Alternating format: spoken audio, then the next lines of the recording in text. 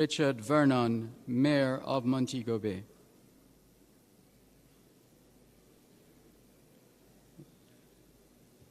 We will Most also... Honorable Prime Minister and Your Holiness, Ministers of Government, distinguished ladies and gentlemen, delegates joining us from the diaspora, my fellow Jamaicans, greetings. As we mark 2 decades of formal collaboration between the government of Jamaica and the diaspora, Montego Bay is honored to host this significant gathering and welcome our fellow Jamaicans. The diaspora has enriched our city through sister city arrangements, notably with Atlanta, and we value the ongoing dialogues that aim to foster peace, boost productivity, and empower our youth. Your role in our country's development is pivotal, and we look forward to your active participation in this conference. As a small island developing state, we take pride in our ability to nurture talents that have made a global impact in culture, knowledge, and influence. We are deeply grateful for the support that the diaspora has repatriated, which has helped bridge our development gaps, mitigate effects of our vulnerabilities, and drive the holistic transformation of our country. Your contributions have been instrumental in our progress in health, education, sports, and crime prevention, and we look forward to further collaboration in these areas. With this in mind, the 10th Biennial Jamaica Diaspora Conference promises to be a landmark event. Our city is hopeful for its success and the transformative progress that will stem from the profound discussions. In the spirit of Montego Bay, I wholeheartedly endorse this event and extend my regards. Let us continue our joint efforts to develop practical solutions for the betterment of this little rock. Thank you.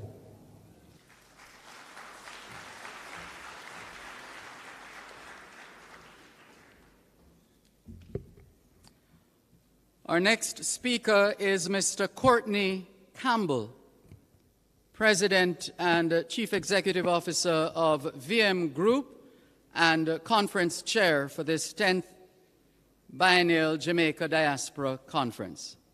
Mr. Campbell.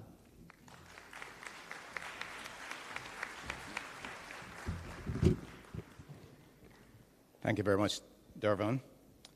Most Honorable Andrew Holiness, Prime Minister of Jamaica, members of the Cabinet, and we have a strong Cabinet turnout today, led by the Honorable Kamina Johnson-Smith, Minister of Foreign Affairs and Foreign Trade, or host minister, the Honorable Senator, the Honorable Auburn Hill, Minister of Industry, Investment and Commerce, Honorable Favour Williams, Minister of Education, Honorable Pernell Charles, the Honorable Floyd Green, the Honorable Alonda Terrelong, Minister of State in the Ministry of Foreign Affairs and Foreign Trade, Mr. Mark Golding, Leader of the Opposition, Ambassador Sheila Sealy-Monteith, the hard-working Ambassador Sheila Sealy-Monteith, Permanent Secretary and Head of Jamaica's Foreign Service, members of the Diplomatic Corps, heads of mission, other distinguished guests, conference sponsors, led by Mrs. Grace Burnett, CEO of Grace County Financial Group, and Ms. Claudine Allen from JN, who is representing JN, who is GM of the JN Foundation, and then, very importantly, over 1,135 conference delegates, including hundreds from the 17 countries represented by those flags. Welcome home. And members of the media, good morning to you all, my fellow Jamaicans. What a blessing it is to be gathered here in beautiful Montego Bay, Deputy Mayor will agree, for the 10th Biennial Jamaica Diaspora Conference. Today we officially begin an engagement that has been thoughtfully designed for the benefit of all attendees, those who live in Jamaica and those who live overseas, as together we exchange ideas and craft action plans for the empowerment of the global Jamaican community. Friends, long gone are the days when the value of relationships between Jamaicans living overseas and those at home can be measured by remittance volumes. The rich potential of collaboration among our people, those within and outside of the nation's borders, demands that we reimagine the dynamics of the Jamaican diaspora with a mind to create optimal value for all involved. Governments across the world, particularly in developing countries, are becoming increasingly aware of this potential and have been making greater effort to foster deeper, mutually beneficial relationships with their diaspora communities. There's a lot for us Jamaicans to do.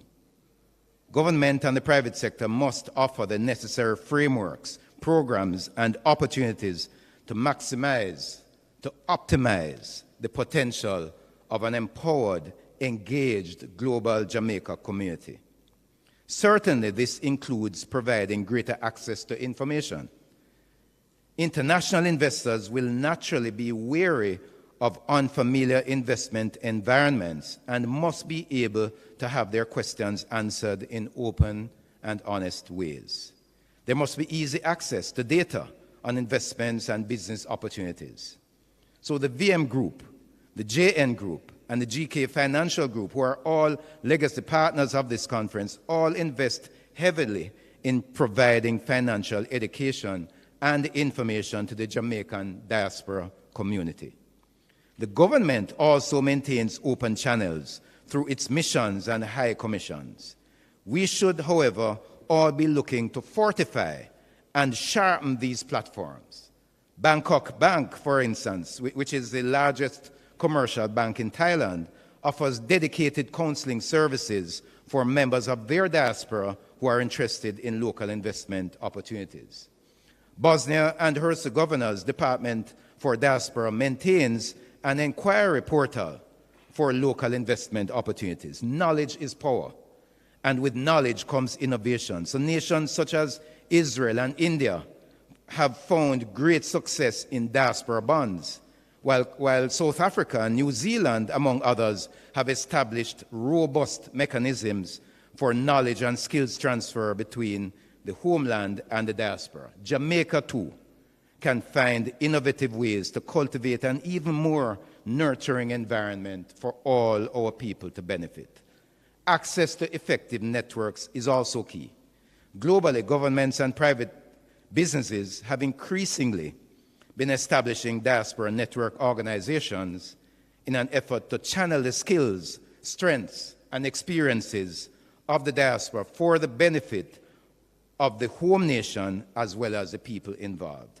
We should all be excited about tomorrow's launch of 2 virtual portals for diaspora engagement and connectivity: the Jamaica Diaspora Engagement Model, JAMDEM, and the Diaspora Registration Portal. We can build and grow these networks through hosting more business networking events, cross-border partnership programs, mentorship programs, and seminars that aim to unite the global Jamaican community. Again, the diaspora partners and other sponsors of this conference have been actively engaged in this kind of effort for many years, but we have an opportunity in this fast-changing world to begin anew and to put our unique skills and strengths as Jamaicans to work for our collective benefit. This was the intention behind the construct of this conference. We have been intentional about providing a platform that would serve the needs of all involved.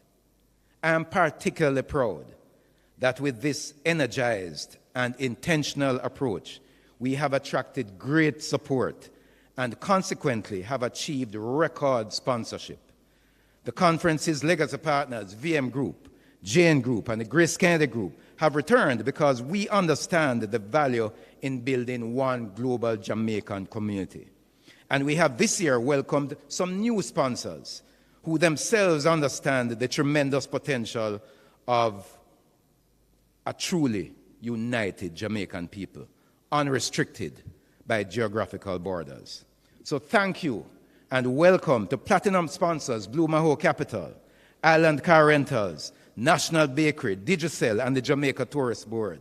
Thank you, too, to the Pinnacle, the National Housing Trust, JMB, Hardware and Lumber, the Students' Loan Bureau, the Jamaica Stock Exchange, the RJR Gleaner Communications Group, and JAMPRO. I am proud of the remarkable support and the united effort that has led us here. I challenge us all to let this spirit of unity continue to guide our interactions during this conference and beyond. Friends, we know the many challenges that plague us. We may disagree on the solutions that are required to solve them, but disagreements rooted in an honest search for just outcomes can be a good thing. It is for us to remember that we are one people with a shared desire to leave our nation and our relationships as a global community better than we found them. As Jamaicans, we're accustomed to achieving great things in different fields, but we are never complacent. We have more goals to meet, more records to break, more barriers to shatter, but we can only do it as a united body. Jamaicans, bonded together in common purpose, are an unstoppable force. Our very own national hero, the Right Excellent Marcus Garvey, famously said, "Unity is strength, and in unity there is strength." Friends, let us build our strength during this conference and in the months and years to come. May God bless you all, and may God bless Jamaica, land we love.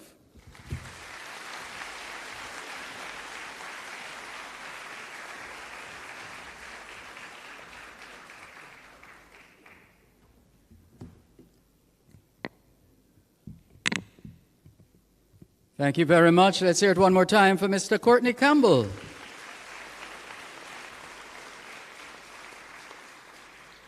President and CEO, VM Group, and Conference Chair for the 10th Biennial Jamaica Diaspora Conference. And the next speaker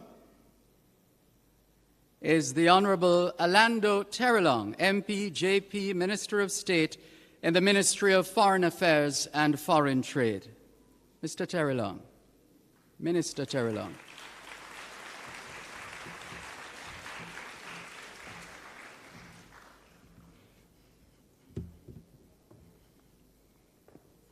Mr. Master of Ceremonies, I have adjusted the mic accordingly. Thank you. The Most Honorable Prime Minister Andrew Holness, under whose distinguished patronage we host and welcome the diaspora to Jamaica, Mr. Mark Golding, Leader of the Opposition, Senator the Honorable Kamina Johnson-Smith, Minister of Foreign Affairs and Foreign Trade, members of the Cabinet present, Ministers of State, Members of Parliament, Ambassador Sheely Sealy-Monteith, Head of the Jamaican Foreign Service, members of the Diplomatic Corps, members of the Jamaican embassies and high commissions across the world, Mr. Courtney Campbell, Conference Chair and President and CEO of the VM Group, a legacy partner, representatives of the Grace Kennedy and JN Group, other legacy partners, sponsors, donors, heads of diplomatic missions and consular posts, heads of ministries, departments, agencies, and senior government officials, Councillor Richard Vernon, represented by our Deputy Mayor, who I fondly recall as Debo, Dr. Kevin Brown, President of UTEC and former UK North-elected member of the Global Jamaica Diaspora Council, members of the Diaspora Council and the Diaspora Youth Council, members of the Ghana-Jamaica Chamber of Commerce, Madame Lisa Gilvey, our conference project manager, esteemed guests, moderators, panelists, members of the media, friends of Jamaica, good morning, Machi, Ekaro, Bom dia, Buen dia, Guten Tag, welcome home to all of you.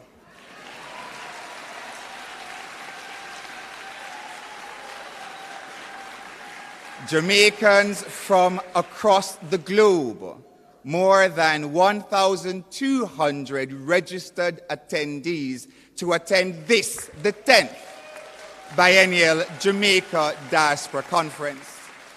coming from some 17 countries, a truly historic occasion and a testament to the strides that the government has made in engaging, empowering, and connecting with you, the members of our diaspora.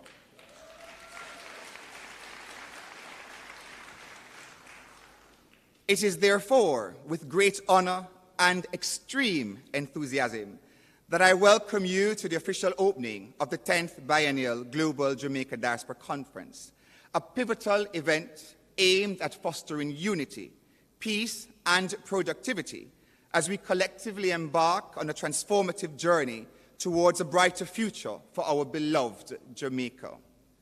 As Minister of State in the Ministry of Foreign Affairs and Foreign Trade, charged with diaspora relations, I stand before you today filled with pride and gratitude for the invaluable contributions each and every single one of you have made to Jamaica's growth and development from your respective corners in the world. Having lived and studied overseas, I understand deeply the diaspora experience, the longing for home, and the desire to contribute to Jamaica's development. This conference, therefore, serves as a beacon of hope, a testament to the enduring bonds that connect us as Jamaicans, irrespective of our geographic locations or generational divides. As of today, June 18th, we celebrate a milestone in diaspora achievement. This week truly has been remarkable. On Sunday, we began with a Thanksgiving service at Birchell Memorial Baptist Church, culminating the day with a warm welcome reception that saw close to 600 attendees at the reception. Yesterday, our discussions commenced, covering a range of vital topics, including investment opportunities. For Jamaica has become more than a vacation. Jamaica has truly transformed into destination, trade, and investment for which we can all be very proud. Other topics included empowering our diaspora, national security, health, climate change, and customs, amongst others. We also had the honor of meeting our new police commissioner and the acclaimed chef Wentford Simpson, who spoke about how we can leverage brand Jamaica in our respective homes. We concluded the day on a high note by enjoying the Jamaican play Pitchy Patchy, sponsored by our legacy partner, the VM Group. For those of us who could not make it, you truly missed an exceptional experience. Our theme, entitled United for Jamaica's Transformation, Fostering Peace, Productivity, and Youth Empowerment, underscores the essence of our shared vision and collective commitments to nation building, to building a nation that thrives on inclusivity, progress, and prosperity. It is a call to action, a summons to rally together in solidarity, not fragmentation, a summons to speak with one united voice, whilst recognizing that our diversity is our strength and our true power lies in our true unity. We are therefore not merely participants in a conference. Each and every single one of you represents an architect of change, custodians of our rich heritage, and stewards of our future. As we convene here in Montego Bay, let us seize this opportunity to engage, connect, and empower each other, harnessing the wealth of the knowledge, experience, and passion within our global Jamaican community. Together, we have weathered storms, overcome adversities, and celebrated triumphs. Today, we stand at a pivotal juncture in our nation's history, poised to chart a course towards sustainable peace, heightened productivity, and enhanced youth empowerment. Let us harness this spirit of unity that has guided us through the annals of time, drawing strength from our shared history and collective resolve. I am pleased to report the strides the government of Jamaica has made in various sectors. For instance, we have seen significant reductions in crime, robust economic growth, the implementation of impactful youth empowerment programs, exponential growth in our tourism and agricultural sectors, and critical advancements in healthcare, education, and more recently, constitutional reform as we chart the road to republic. All of these will be dealt with throughout the remainder of the conference. Jamaica is now far removed as a location for just sun, sand, and sea, but now a hub for trade and investment. Yet our journey towards transformation is far from over, and it requires the concerted efforts of each and every single one of us gathered here today. The National Diaspora Policy highlights the strategic direction of the government to not only see the diaspora as investment holders, but also thought leaders in how the country can evolve in its policies. The government is aware that our citizens often migrate to foreign lands for a myriad of reasons. However, we also recognize the challenges our nationals face in adapting to their new homes. As a means of support, our diaspora policy focuses on assisting, engaging, and empowering our diaspora to grow and bloom wherever they are in the world, in line with this conference. As we embark on this week's proceedings, let us embrace dialogue, collaboration, and innovation, recognizing that our diversity of thought is a wellspring of creativity and progress. Let us heed the call to come home, not merely as a physical place, but to a shared vision of Jamaica that transcends borders and barriers. In closing, I extend my sincere gratitude to all our staff at the Ministry, our legacy partners, stakeholders, and sponsors who have all played a pivotal role in making this conference a reality.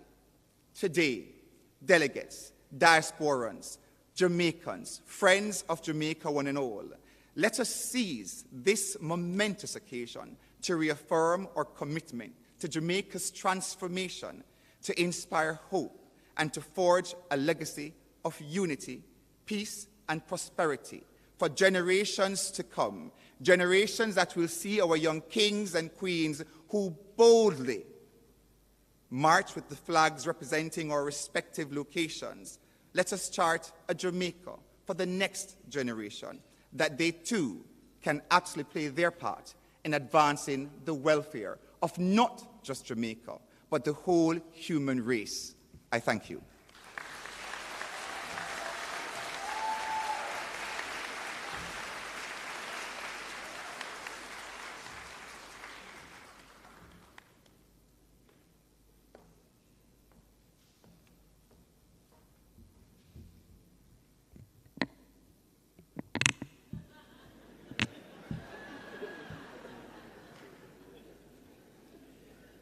It sounds much better at this level.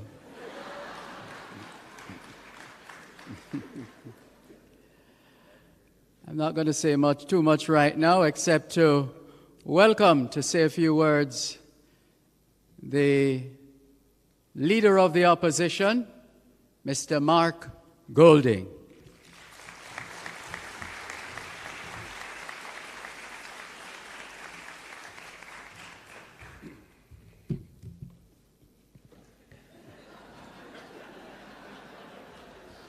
Thank you, Mr. Master of Ceremonies. Honorable Prime Minister, Minister Johnson Smith, Minister of State Terry Long, Chairman of the conference and of the VM Group, one of our main sponsors, Courtney Campbell, Ministers of Government who are here, members of the Diplomatic Corps, all other distinguished ladies and gentlemen, and of course the delegates who have made the effort to come to Jamaica to be part of this 10th Biennial Diaspora Conference. The theme of unity is important as we gather as Jamaicans to think about and discuss the way forward for our country. And indeed, the fact that this is the 10th Biennial Conference of its kind signifies that Jamaica is able to take united positions on important matters. The very first one was under the patronage, or was well organized at the time, by the then Prime Minister P.J. Patterson and the late Senator Delano Franklin, who at that time was responsible for diaspora affairs. And we've seen continuity as both major political parties recognize the importance of the diaspora and the singular importance of this kind of event in affording an opportunity for all of us to come together and to share what we have to share in the spirit of unity or love for our wonderful homeland, Jamaica. I congratulate the organizers for putting on this conference. I know it has not been an easy road, but we are here now, and you're seeing the fruits of your labor. Congratulations to you.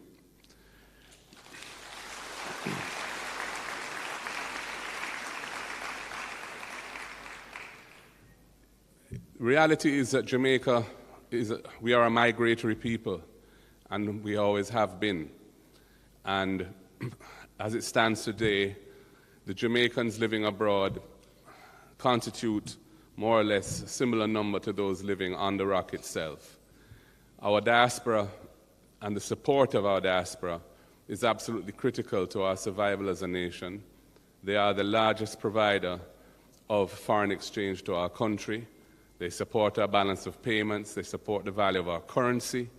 And indeed, during the pandemic, when the other critical source of foreign exchange, the tourism industry, basically shut down, Jamaica was able to get through it without any balance of payments or exchange rate crisis because of the stepping up of our diasporans in support of our country.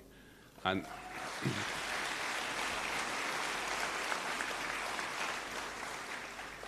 indeed, the resources that are sent here are resources that directly benefit the Jamaican people. It is the prime social safety net for our people, their relatives abroad who provide support, but also so many good causes that the Jamaican community internationally lends its hand to help life be a little bit better here for our people in Jamaica, in healthcare, in education, and in a variety of other important philanthropic endeavors.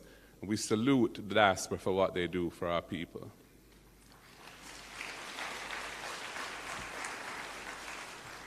And indeed, as has been mentioned, we are going through a process of looking at our constitution with a view to becoming a republic. And part of that dialogue must involve a discussion on what it is to be a Jamaican, what it means to be a Jamaican. I personally am of the view that we can't take a myopic, insular approach to this, given the realities of who we are and that we're spread all over the world and how dependent we are on each other. And indeed, Jamaicans on the rock are for our relatives and friends abroad. And our rules around who can participate at whatever level, in my opinion, should reflect that reality and should be inclusive rather than discriminatory or exclusionary. And I'm hoping that we will have that dialogue because it's very important. And we want, insofar as we collectively recognize the importance of the role of our people from all over in helping our nation to develop, that dialogue is an important element of that. So I will just close by wishing you all a wonderful conference. I hope you find it very fulfilling, that you learn a lot, that you share a lot, and that you leave here feeling justified for the effort and expenditure that you made to be part of this. And again, I congratulate the organizers of this conference for making it happen. God bless you all. Have a wonderful day.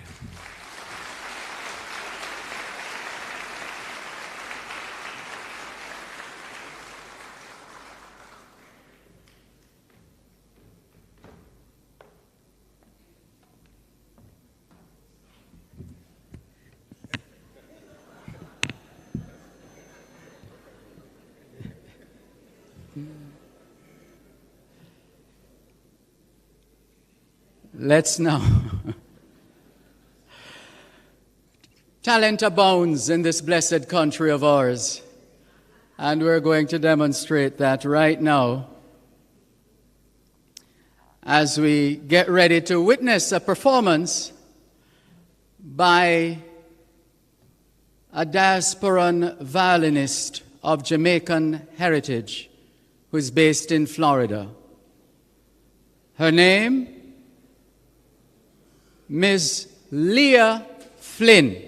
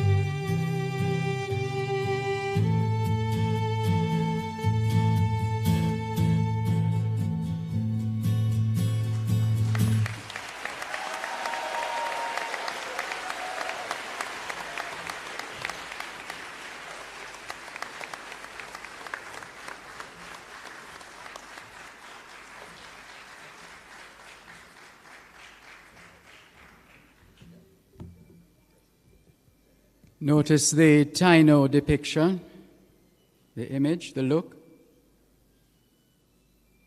Oh, I'm sorry.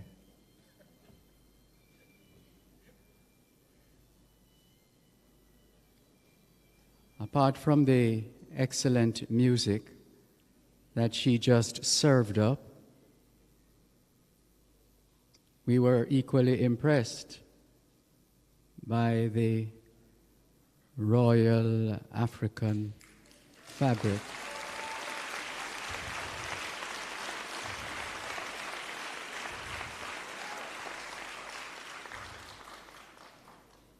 Thank you, thank you, thank you very much. And now, Senator the Honorable Kamina Johnson-Smith, the Minister of Foreign Affairs and Foreign Trade, will deliver remarks and introduce the Prime Minister.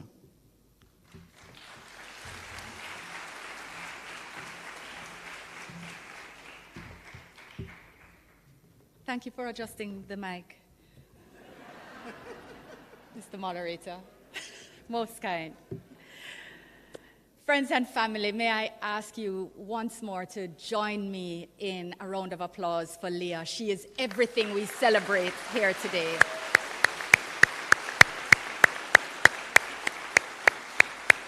Everything that we are here about at this conference.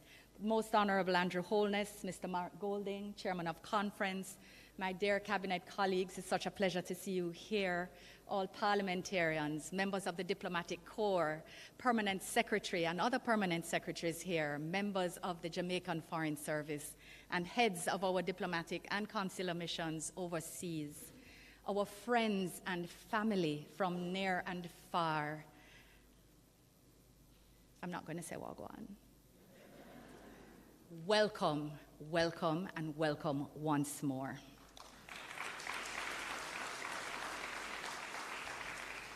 It is so wonderful for us to be together here in the jewel of the Caribbean, Montego Bay, for this 10th Biennial Jamaica Diaspora Conference, the first full in-person conference since 2019. Can you believe 5 years have passed already? I am running out of words to say how happy I am to see your faces and how thrilled I am that we are here to build and advance partnerships for the benefit of Jamaicans here at home and across the globe, to reconnect with loved ones, friends, communities, and partners. Based on the feedback that I am getting, I know that we're all still very much in agreement with Tinga Stewart's statements that, and I know some of you are going to follow me, all nations have them sensation. Every nation have them botheration. But when I check it out loud, no, we're not than yard.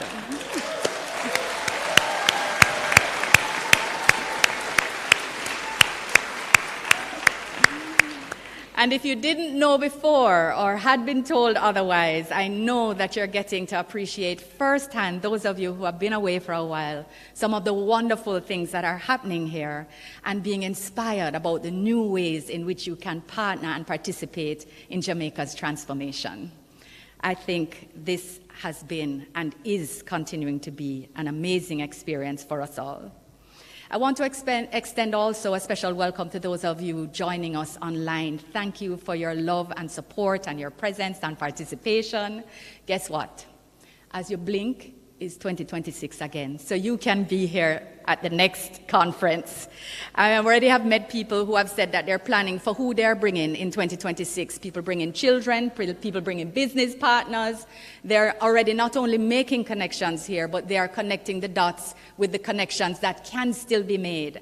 And we are absolutely excited about all the opportunities that are being created daily, and we look forward very much to making the experience richer with you when you're here in 2026. But Conference Chair, we're still focused on 10th Biennial.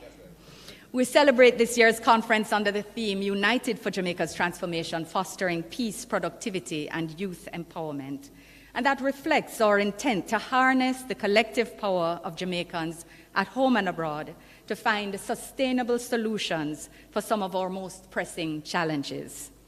Guided by the conference team and led by our former diaspora, now returning resident, he's moved into a new category, President of UTEC, Dr. Kevin Brown, we've been able to put together a robust and wide-ranging conference program that has benefited from the collaboration of diverse stakeholders from across the diaspora, including, very importantly, members of our Global Jamaica Diaspora Council and our Global Jamaica Diaspora Youth Council, who we welcome and big up and bless up specially at this point in time. Please join me.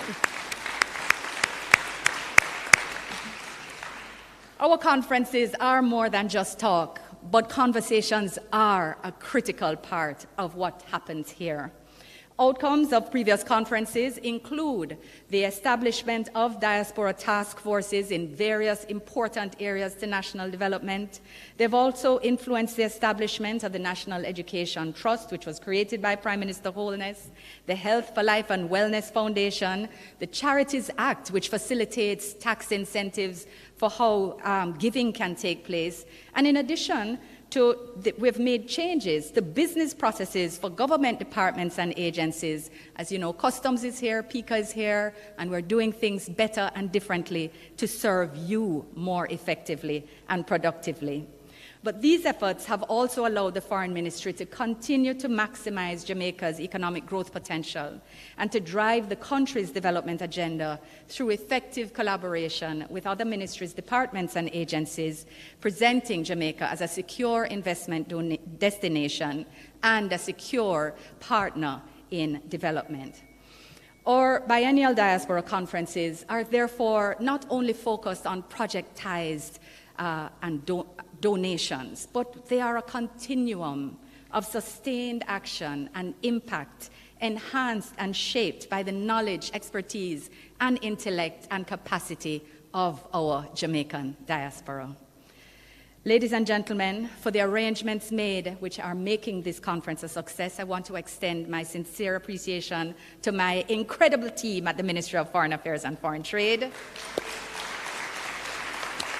Permanent Secretary, for the guidance of Minister Terrelong, our Permanent Secretary, our Conference Project Manager, Ms. Lisa Ogilvie and her team, and I have to say, the stewardship of Mr. Courtney Campbell, Chair of Legacy Partner, the VM Group, and our Conference Chair, has been outstanding. At the global launch in April, I had declared my confidence in his ability to deliver a conference of the highest standard, and I want to say I was actually completely on point. He has been amazing. The preparations of conference have benefited fully from his active involvement and insights. We really are grateful, Courtney. Thank you so very much. We're also deeply grateful to our legacy partners, Grace Kennedy and the Jamaica National Group, which have over the years maintained their strong support for this endeavor, and they are here in full force. I hope you're meeting with them too.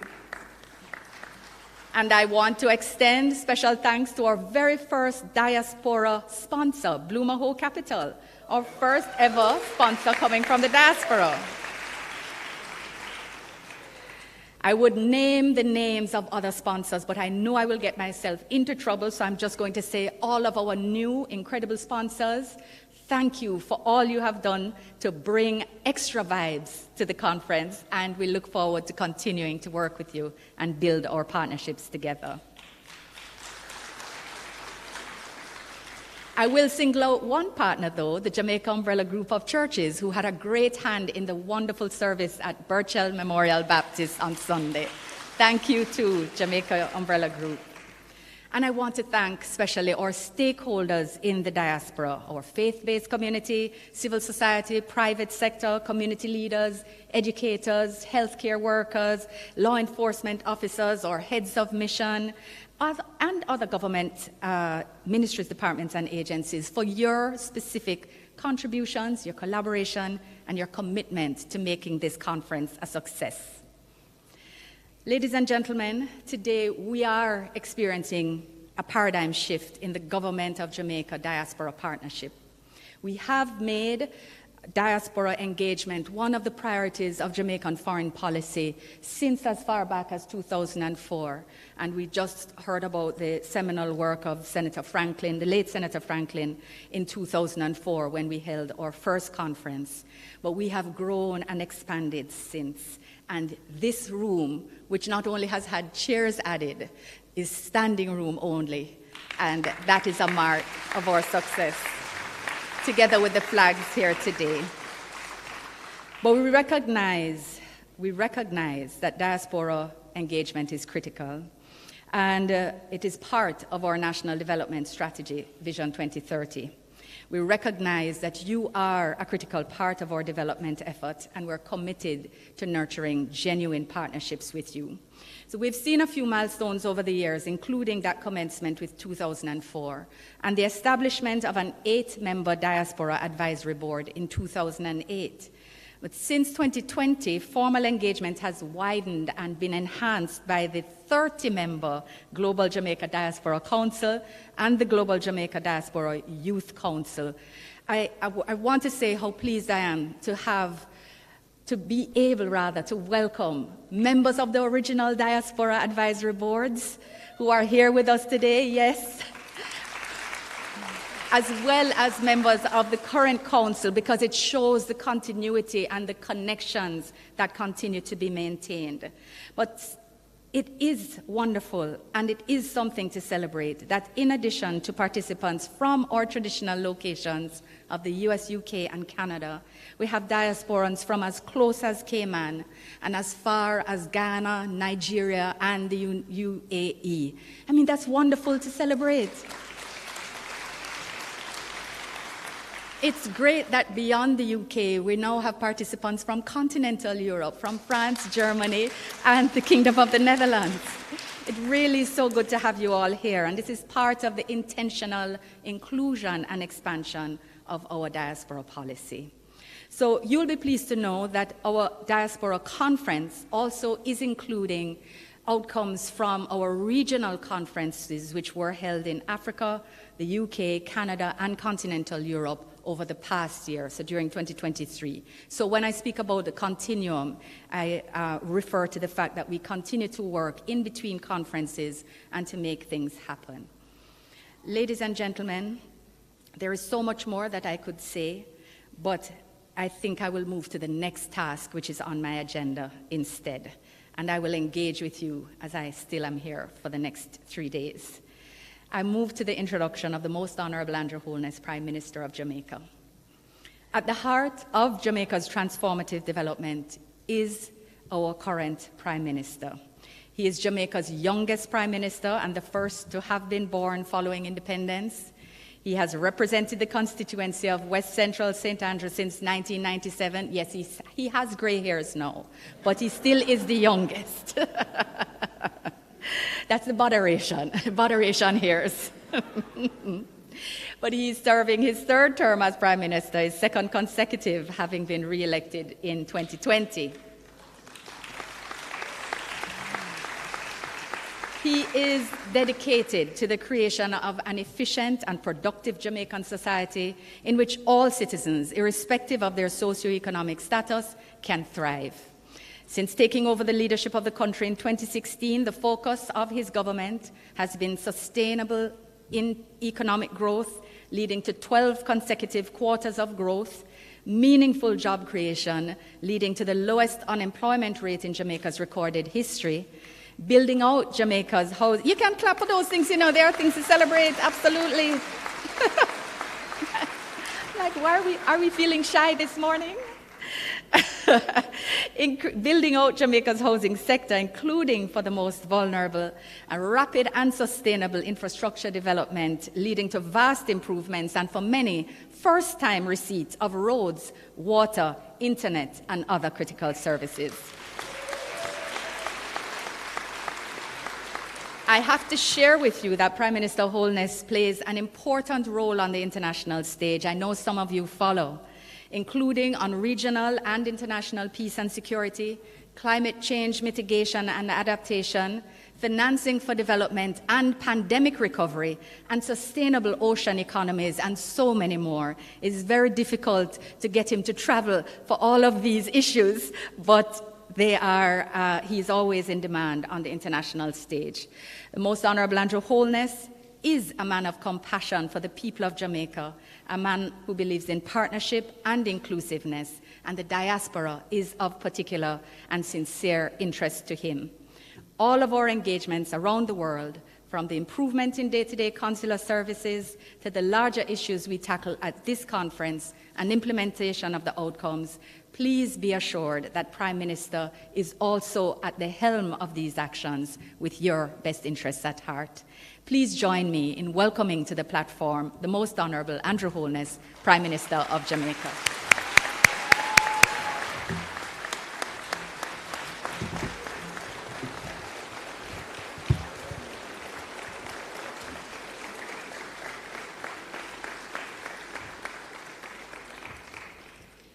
First, allow me to adjust the mic to the appropriate height.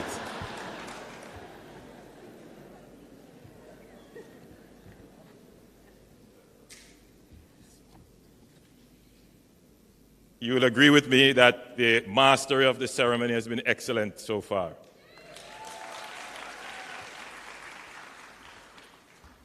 Dervan is one of our premier hosts, and he does an excellent job.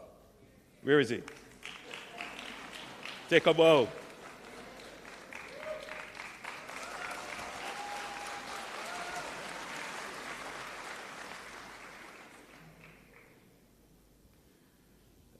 Not many people know that the leader of the opposition and myself share a birth month, which is coming next month. But maybe that's all we share. So. Marky?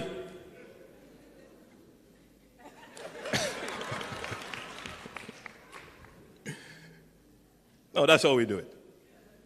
And that's how we should do it.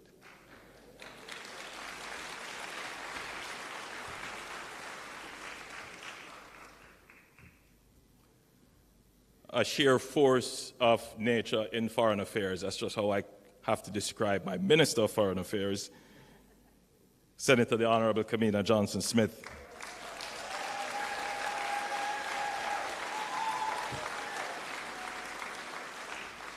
And the Honorable Orlando Terrelong.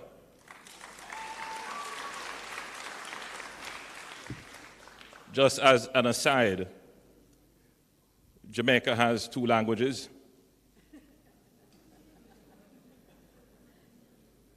Our patois and English. But as the world expands and we realize our place in the world, we really should have other languages which more of our population would be articulate in.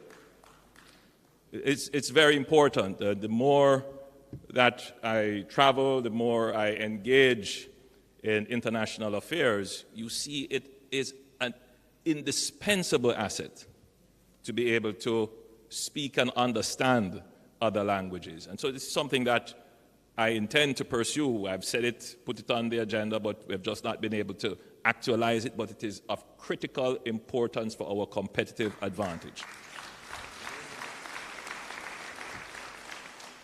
So I'm always very proud when I send Minister Terrelong overseas and he's able to quickly switch between his home patois, English, and I know he speaks Spanish very well. I didn't realize he did a little bit of French, and I heard a little bit of German.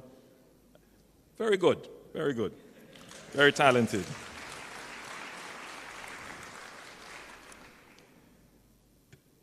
Let me acknowledge the excellent staff at the Ministry of Foreign Affairs, and they have done an amazing job, I must say. Our friends in the diplomatic corps who are here, welcome. Good to have you. Courtney. our ever faithful support. Thank you so much, and the VM Group. Let me also thank our other legacy partners, Mrs. Grace Burnett, who is here representing Grace Kennedy, and Ms. Claudine Allen, General Manager of the JN Foundation.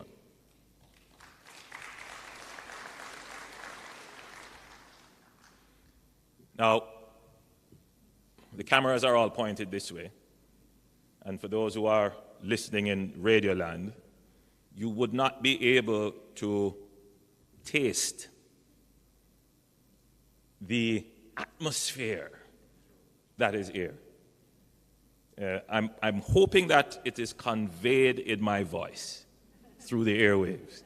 But let me use some words. First of all, the audience looks amazing. You're beautiful.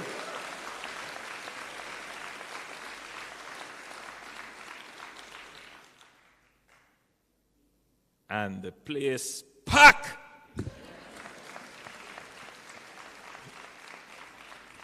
Or put it so you can understand it, ram.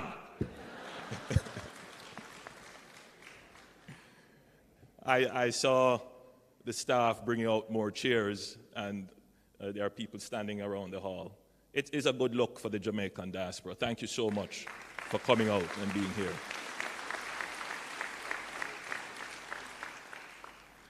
I recently returned from a trip in Washington, so on my way back through Atlanta, the flight was full. I was wondering why, what is going on? And the Diaspora Conference. And in fact, as people went through the aisle, they were greeting me and slipping me a few cards and saying, "Prime Minister, I want to talk to you, I have some ideas." It was really good. I was really very impressed. Thank you so much. Thank you. Thank you for choosing Jamaica. I don't take it for granted that you would pay your way, put other things off, make plans to come to this conference. It does mean a lot to your government.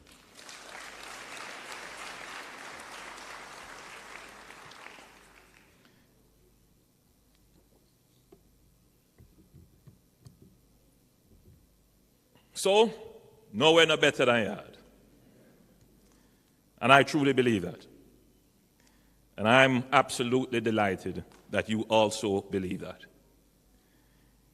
So I want to extend a warm Jamaican welcome to members of the diaspora from across the globe, from Africa, Asia, the Pacific, Europe, Latin America, the Caribbean, the Middle East, the United Kingdom, the United States, and Canada. Your presence here is a clear testament to the decision to broaden the scope of diaspora engagement to non-traditional areas. It also speaks volumes about your unwavering loyalty and commitment to our beloved Jamaica. Your conference theme, United for Jamaica's Transformation, Fostering Peace, Productivity, and Youth Empowerment, perfectly captures the spirit and ambition of our journey. Recently, I had occasion to speak with a group of young Jamaicans about what it means to be Jamaican.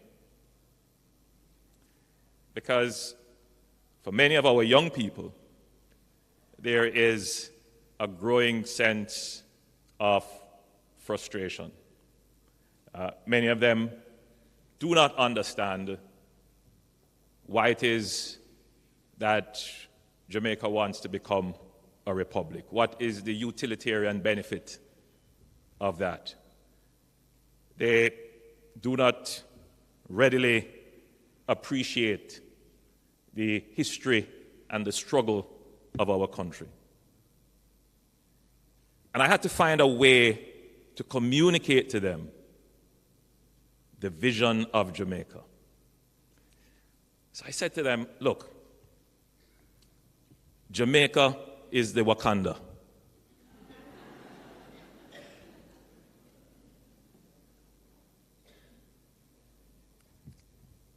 It's aspirational. It's the little country that could and the little country that did. It's the country that has achieved so much and still could achieve so much more. And that's why you're all here. Because you all believe in the promise of Jamaica.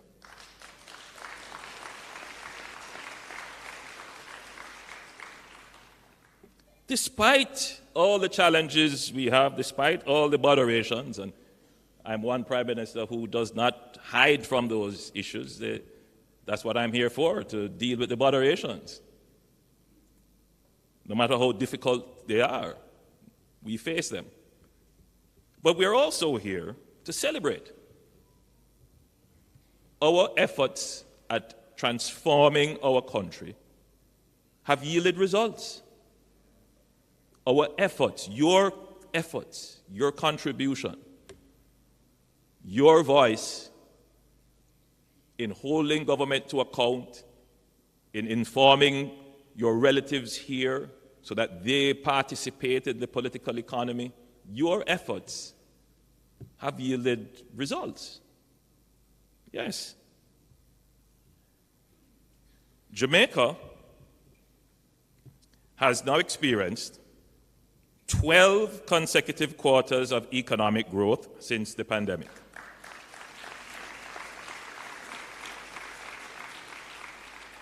It is worth recalling that prior to the pandemic, we enjoyed 20 consecutive quarters of economic growth, and this was the longest unbroken period of economic expansion since our independence.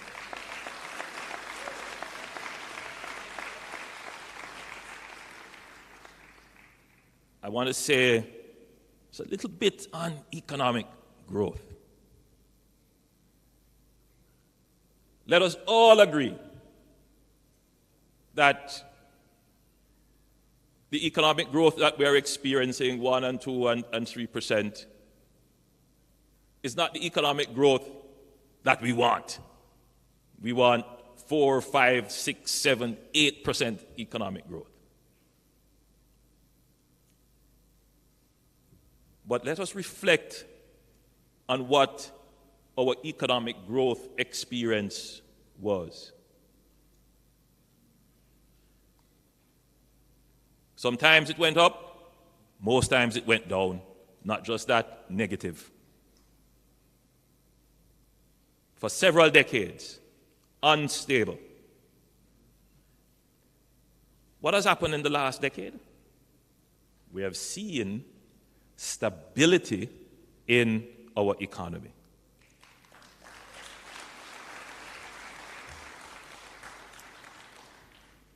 So I say to our millennials, our young people, and those who are skeptical about Jamaica, and they say, well, our economic growth is low. No one disputes that. But our economic growth is better than it has ever been in the history of Jamaica.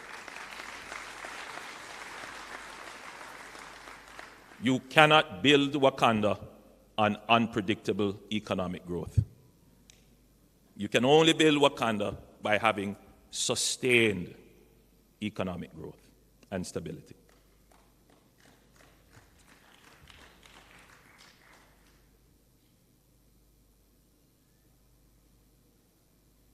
When I was going to university, well, that's a little while ago, the University of the West Indies, I recall doing a paper for my economics class, and I had to look at the unemployment rate. And our unemployment rates have been fairly high over the last 4 or 5 decades. And we have gone up as high as 13, 14% unemployment. What has changed since my administration? Unemployment has come all the way down. We are now at our lowest unemployment rate in the history of Jamaica at 4.2%.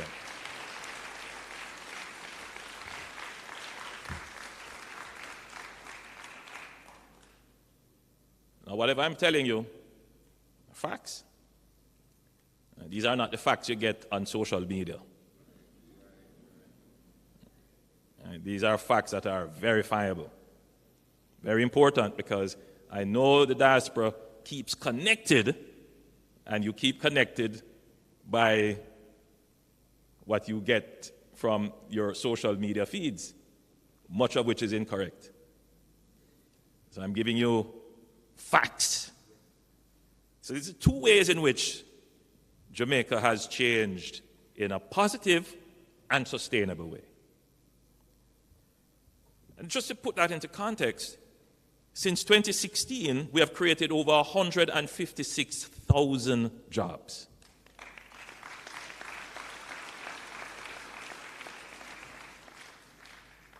The challenge that we have now, and we hear the criticisms, these are low-paying jobs and we need high-paying jobs. We agree with you. But would you rather have no job? So it's a stepping stone. It's a building process. So the first thing is to get all our people into employment. And then, I'll speak about this later, we're going to train them while they are in employment so that they can upskill, as is being done in the societies and countries that many of you are coming from in the diaspora. Then, another important way in which we are improving Jamaica, tangible and fundamental change towards Jamaica becoming the fulfillment of the dream that you all have. You know, a decade ago, our debt was somewhere in the region of between 150 and 140% of GDP, depending on what variables you would use. That's very high. So at that time, Jamaica was one of the most indebted countries in the world.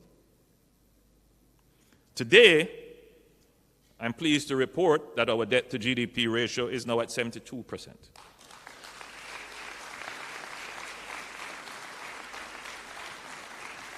We have basically cut it in half. Now, let me be clear on this. The Jamaica Labour Party, which forms the government, doesn't lay claim to this singularly. The truth is that some of the work towards cutting debt was done in the Bruce Golding administration. Then it was picked up and advanced under the Portia Simpson Miller-led administration, and former Minister of Finance Peter Phillips played a great role in that, and we must embrace and acknowledge that this is a Jamaica achievement.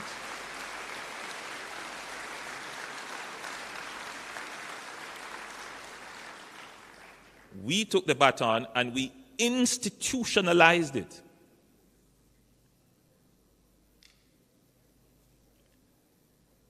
Just as a point of departure, the institutionalization of good fiscal management, it is not only about laws and institutions, but it is also what government determines to practice.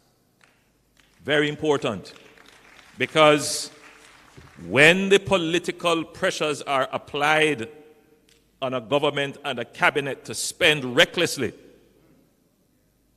that is the beginning of the destruction of your fiscal discipline and the return to high debt.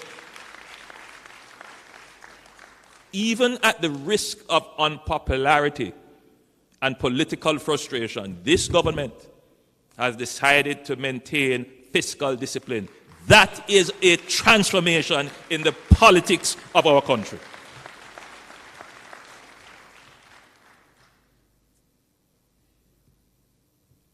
For fiscal year 2022-2023, Jamaica recorded a balance of payment surplus on our current account of US $352.4 million. The last time Jamaica had a current account surplus was in 1966.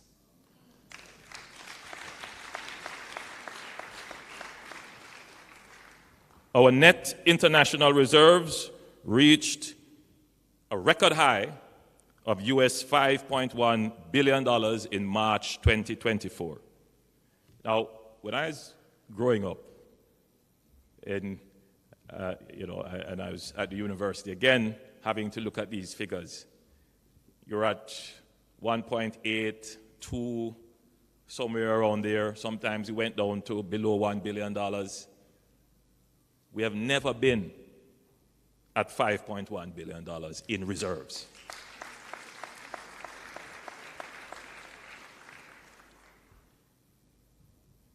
I want to make two comments on the reserves. The first is I want to recognize and place on record the appreciation of the government for the tremendous support and contribution of the diaspora.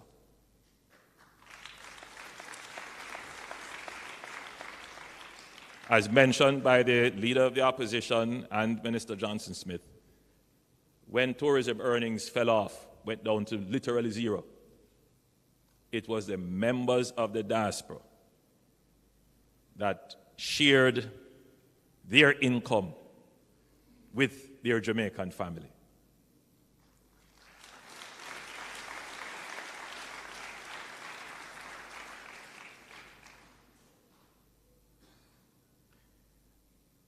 One of the things I've heard being said whenever we speak about the reserve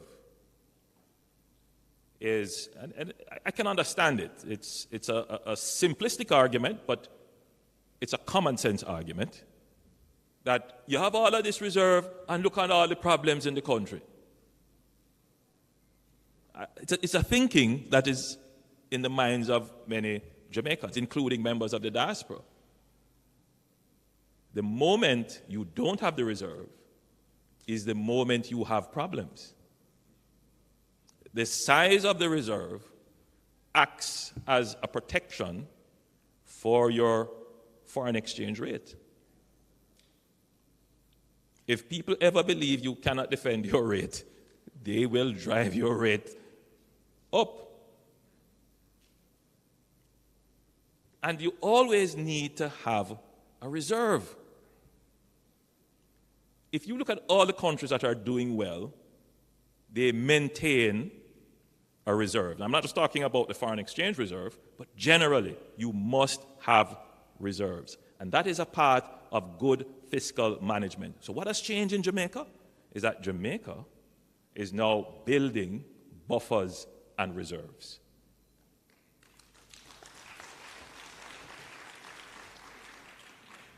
And that has been possible because we have created an environment of fiscal certainty with 8 consecutive budgets of no new taxes.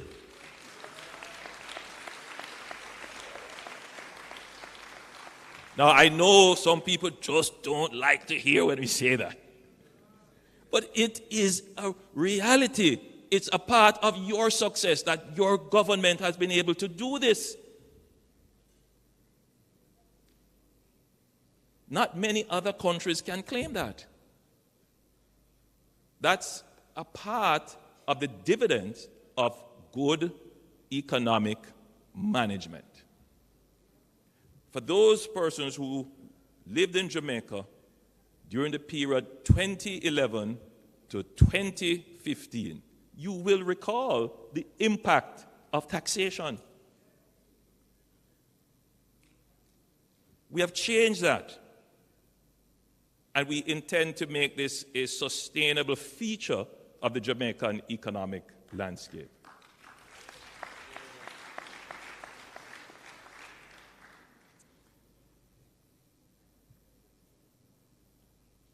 one of the things that this administration has done is to change its economic policy to target inflation. Inflation is the bane of democratic governments. It wipes out value, but you still need a little bit of inflation to spur growth. So it's a tricky thing to manage. You want to have some inflation, but not wild inflation. So our policy is to target inflation between 4 and 6%. Over time, who knows? Maybe we'll adjust that target down as our economy becomes more robust. But that is the point that the technocrats have set to be that sweet spot for Jamaica. And we have been maintaining that, except during the pandemic. Inflation went up to almost 12%. Everyone in this room from across the globe, in whichever country you are, would have experienced that spike in inflation. However, there are some who would say it's the government's fault. And as I observe campaigns around the world, the arguments are similar about how governments manage cost of living and inflation. Jamaica has done, I would say, fairly well in bringing down inflation rate. We are now at 5.2%.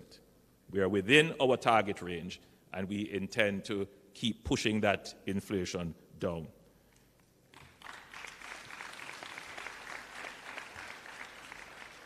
I'll say a little bit more from a policy perspective, because as members of the diaspora, I want you to get a sense of what the government is going to do to improve cost of living in Jamaica. Now, in November 2023, the government of Jamaica, for the first time, issued a Jamaican dollar-linked international bond amounting to 46.6 billion Jamaican dollars, the equivalent of 300 million US dollars. Now, I know members of the diaspora will immediately understand the significance of this in terms of what it means for investor confidence. When you are able to issue an international instrument linked to your currency, that is a massive sign of confidence. It says your currency is exhibiting a certain level of sustained stability that mitigates risk because you have reserves. So we have come a long way since the days when we struggled with high debt and limited resources. And now, what is the next challenge for your government? The next challenge is to create peace in our country and to increase productivity. Those are the two main challenges. So we have attained economic stability. How do we get to now peace? And how do we increase productivity? Many of you are here because you're concerned about the peace element. I heard that the engagement yesterday with the security personnel, that it was very robust. And you got a chance to ask all your difficult questions. And I'm hopeful that it would have changed certain perceptions about what Jamaica is doing on the national security front. Let me just say very quickly, national security is just one element of peace building. Peace building is a very multi-layered and complex policy strategy. But on the national security element, Jamaica has never had the level of investment in our national security apparatus than has occurred under this administration.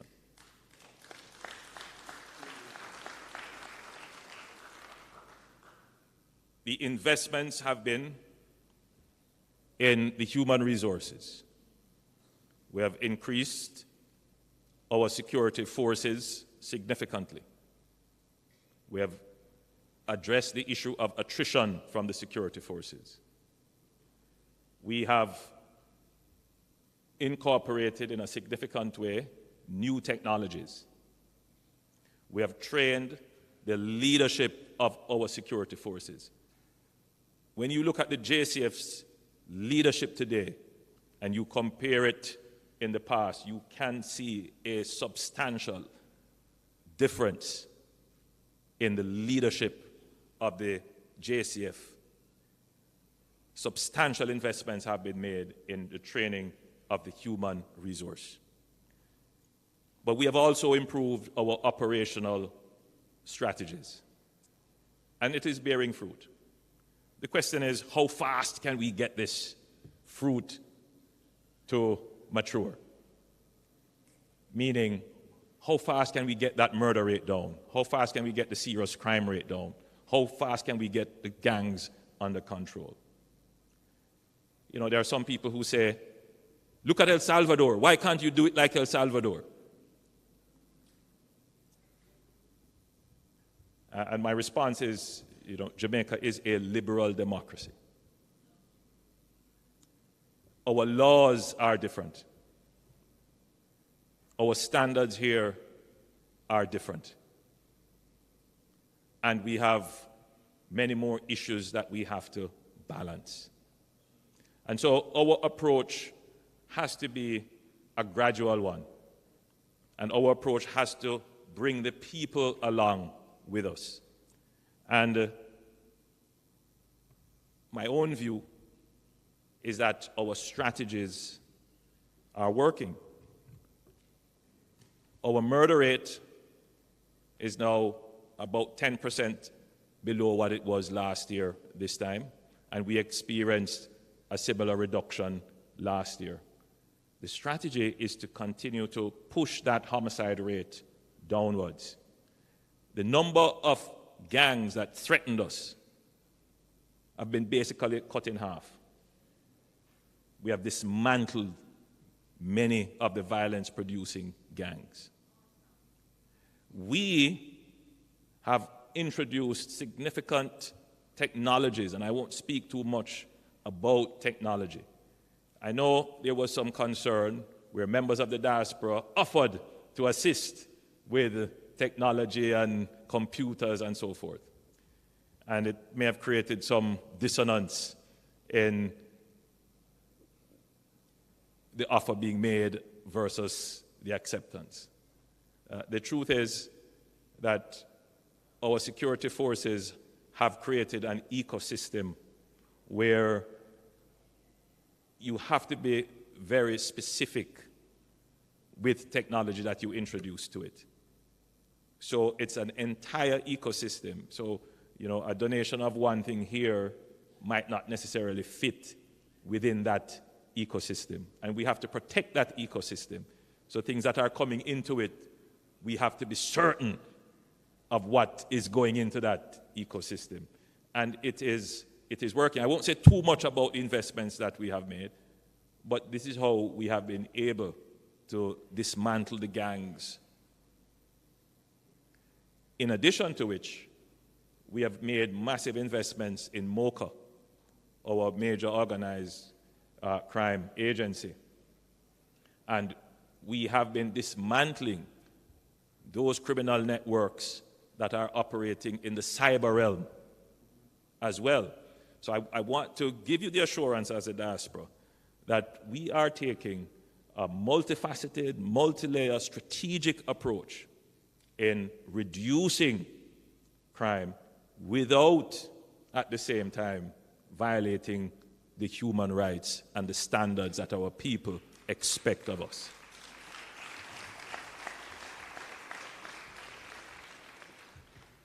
We have reached a point in the country where I was listening to the news reports yesterday, and I just laughed to myself, where there was a certain gentleman complaining that the government is building too many police stations.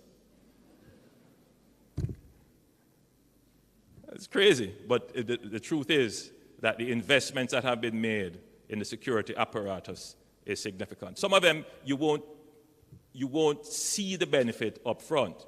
For example, we've made massive investments in the ability to protect our borders with offshore patrol vessels and radars and such. There is a problem in Haiti. Ever so often, we will get a boat or two, but the problem is managed. It's not the same problem as the Bahamas or Turks and Caicos, because we have capabilities which we have deployed, and these capabilities are enduring. You know, if a disaster were to strike, please let none happen. But Jamaica has been able to respond, not just to disasters in Jamaica, but when Dominica was wiped out by a major hurricane, we were able to send our disaster assistance and recovery team to Dominica for 6 months. When there was a disaster in the Bahamas, we were able to send. So Jamaica has built a security architecture that it's not perfect. I'll be the first to tell you that. It's still a work in progress. But we are now a much more secure nation than we were a decade before.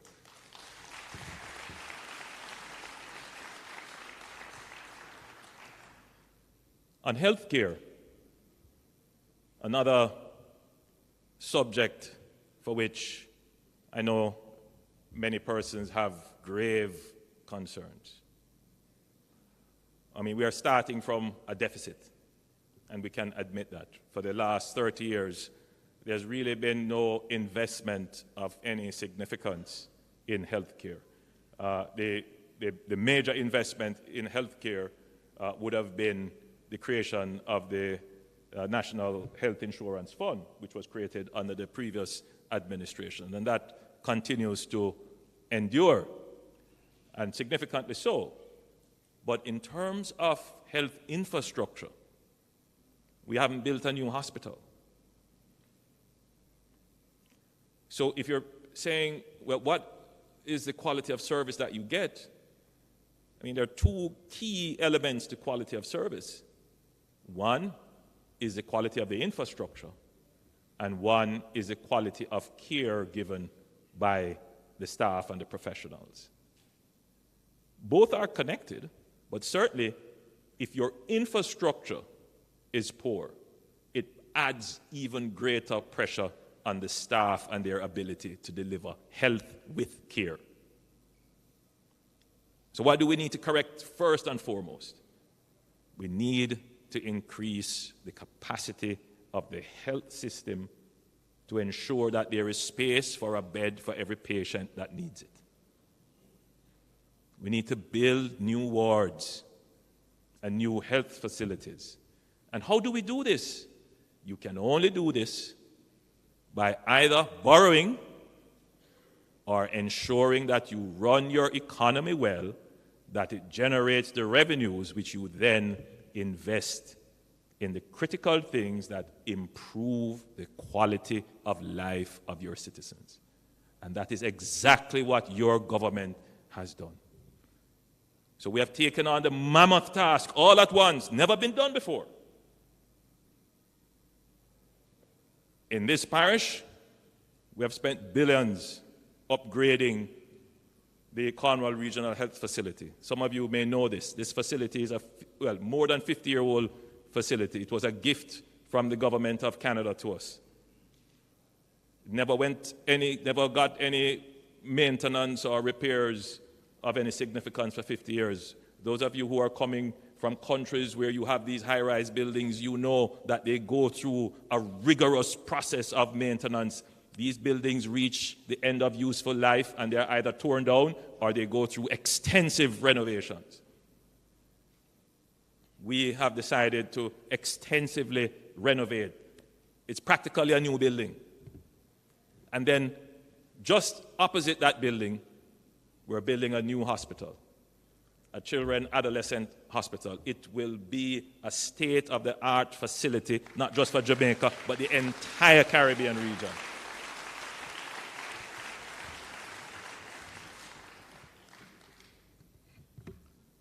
Mark will understand when I say that I was born in Spanish Town. You were born at the University Hospital.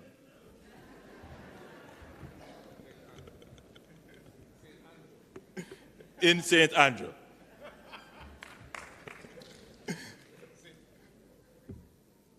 So, I have a special place in my heart for that hospital. And I used to play there when I was a child. My best friend's mother was the matron of the hospital. So I used to leave Spanish Town Primary and go on the grounds and play there. But everyone in Spanish Town will tell you that, the facility, after so many years, the facility was built by the colonial government, by a grant. And since then, it really hasn't had any major improvements. Now we're building a brand new wing of the hospital. Essentially, it's a total rebuilding of the hospital. We're building new facilities at the University Hospital of the West Indies. We're building new facilities at the Bustamante Children's Hospital. So we are undertaking a massive transformation of the infrastructure of our healthcare system, which will increase our capacity and improve the ability of health workers to deliver care. And I say it in that way because recently there have been incidents which have been widely covered in the press, for which I've been, I'm very disturbed by what I've heard, and I've ordered investigations into them. They should come to me at Cabinet next week with a full report. But these are issues that as your government, as your Prime Minister, I take them very deeply to heart, and we commit to doing everything within our powers to ensure that every single Jamaican that needs health care can get access to the health care that they need.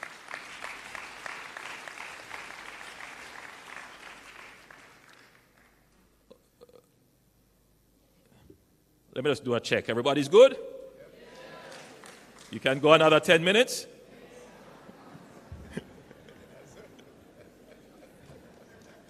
I don't have you often, so.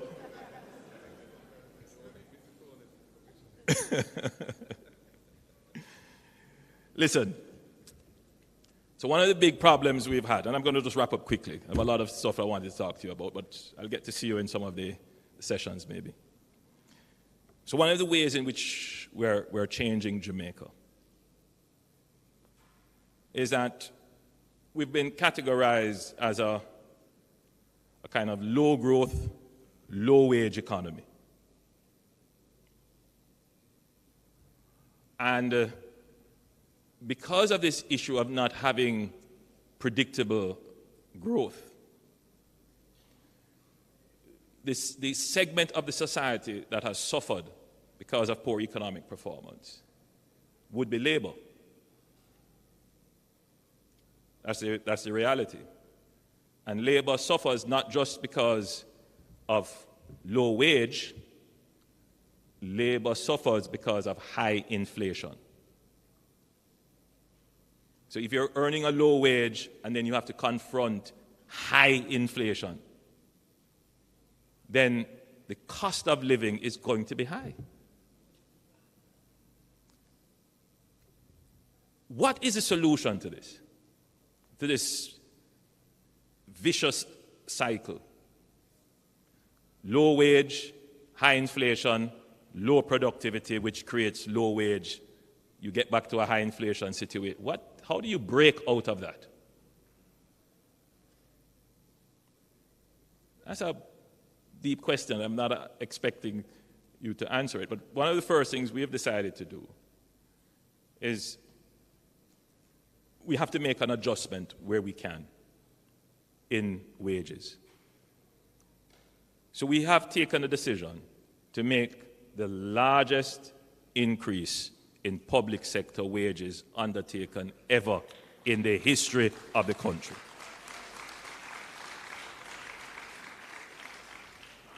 It's a $200 billion increase, essentially, when it is completed. And it is the first time that we have increased wages on a sustainable path. Previous administrations have tried, but they have never done it all at once. And whenever they have done it, within a year or so, they have to implement a wage freeze. Because the other element, which I'm going to come to shortly, we need to address the issue of productivity. Now, whenever I say productivity, a large part of the country hears hard work, more work. The more we work more and don't pay we more. And as Prime Minister, I have to be very careful how I deal with these very delicate subjects because of our history. But it has to be addressed. Even if we were to radically increase wages and radically increase the minimum wage, if that is not sustained by a commensurate increase in productivity, then those increases become inflationary. So I'm saying it to you, the members of the diaspora, because you have an incredible influence when you pick up the phone and talk to your grandmother or your brother and your sister, and you are able to explain to them the policies, because the policies that we are trying to implement are the same policies that you are every single day observing in the countries from which you come. Efficiency and productivity are hallmarks of your developed societies in which you are. They are not viewed as an imposition. Every single worker understands and appreciates that, yes, because I have produced more, I have a claim for more pay. And so that is a culture that we need to build here in Jamaica. And you can be of great assistance to us to make that connection that, yes, government can increase the wages, but if we are increasing the wages without addressing productivity, we are only tricking you. Because that increase is going to come back as high inflation. And so the two-pronged strategies, we're increasing as much as we can whilst balancing the inflation so you don't have to suffer from that. But we must now be on this very rigorous pathway of producing more. So remember when I said we're increasing at about 1 to 2% our growth. It is now sustainable. It is an increase in the productivity, not just of labor, by the way, not just of the worker, but how is management structuring business processes and workflows? How are we integrating technology in our business processes and workflow? How are we creating new products, this business of innovation? So you ask me, what is the next frontier to create Wakanda? That is it. Mark, that is it. Productivity.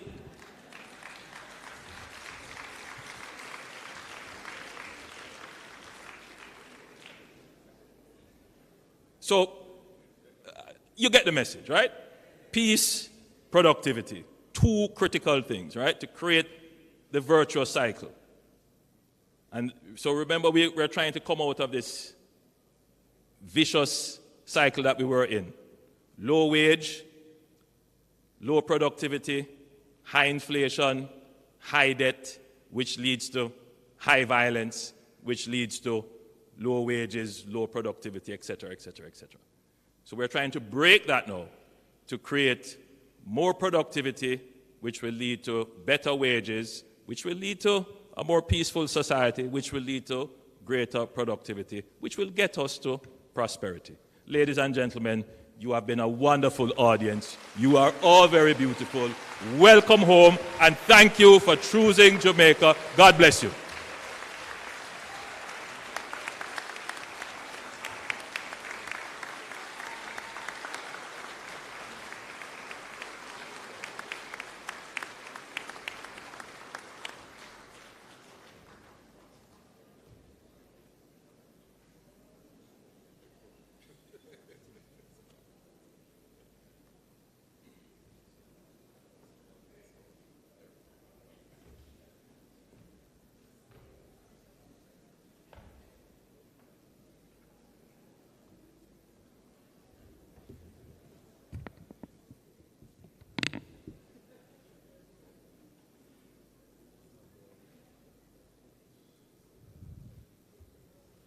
Listen carefully. I shall say this only once.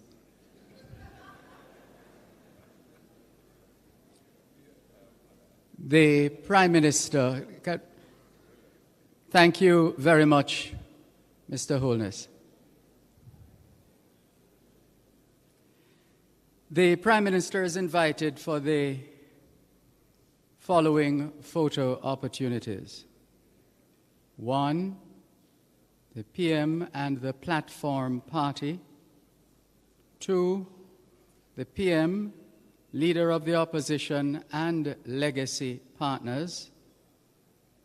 The PM, Heads of Mission and Permanent Secretary, Head of the Jamaican Foreign Service on stage. The PM with the students and teachers who participated in the flag procession in front of the flags. The Prime Minister and the Leader of the Opposition, hosted by the Minister of Foreign Affairs and Foreign Trade and the State Minister, are to officially tour the marketplace, accompanied by Legacy Partners representatives.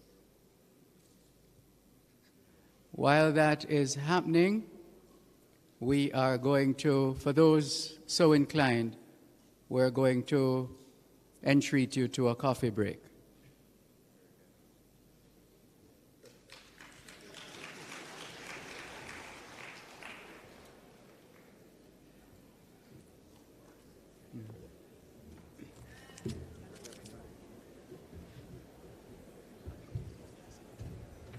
You want to attend the next session? We resume the next session in what? Oh yes, what time? What time?